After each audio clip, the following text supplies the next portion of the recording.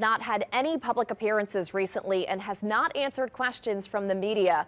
Ashlyn Brothers spoke with a political analyst to talk about how federal investigations and today's indictment could impact Mayor Cantrell's job.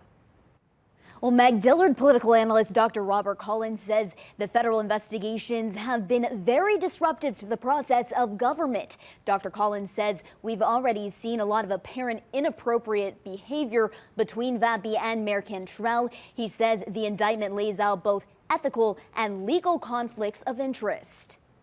There's just a lot of secret stuff and lack of transparency going on behind the scenes, which is all totally inappropriate from a basic legal standpoint, as well as from a public policy and transparency standpoint. But if I was the mayor, I would not feel comfortable tonight because it does appear that an indictment of her is imminent.